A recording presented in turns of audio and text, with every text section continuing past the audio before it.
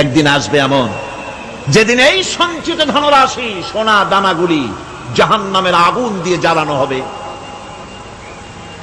আর জাহান্নামের আগুন দিয়ে জ্বালায়া এইগুলি দিয়ে তার পিঠের উপরে আর পাঁজরে সিল মারা হবে জাহান্নামের আগুন দিয়া। বলা হবে হাদা মা কানাজতুম লিআনফুসিকুম ফাযুকু মা কুনতুম তাকনিজুন। মজা চাখো, স্বাদ গ্রহণ করো, এ হলো তোমার সেই সঞ্চিত সম্পদ, সঞ্চিত ধনরাশি যা তুমি জমা করেছো আর আল্লাহর রাস্তায় খরচ করনি, এখন এর শাস্তি গ্রহণ করো। যাকাত কোথায় কোথায় ব্যয় করবেন, কারে কারে দিবেন?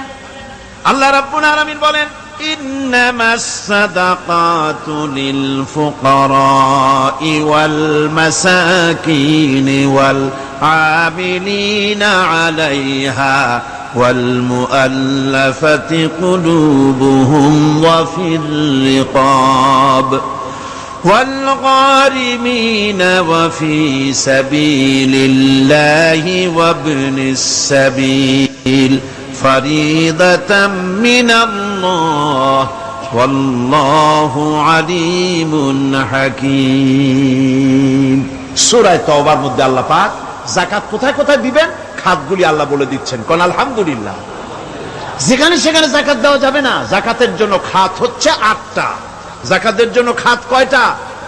8টা। 8টি খাতে আপনার যাকাতের টাকা আপনি ব্যবহার করবেন, ব্যয় করবেন। প্রথম দিবেন ফকিরদেরকে। প্রথম দিবেন কাদেরকে? ফকির। ফকির কারা? ফকির হচ্ছে নিজের জীবন জীবিকায় অন্যের মুখাপেক্ষী। তারপরে শিশু, এতিম, বিধবা,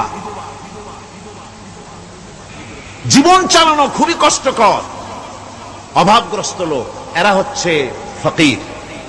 আর মিসকিন হচ্ছে যারা নিজেদের প্রয়োজন উপযোগী অর্থ উপার্জন করার সামর্থ্য নাই, আর মানুষের কাছে আত্মমর্যাদার কারণে হাত পাততেও পারে না। এক কথায় এক গরিব ভদ্রলোক। আল্লাহ কোরআন শরীফে বলেছেন যে এদের চেহারা দেখে বুঝো জ্বর পেটে খাবার নাই।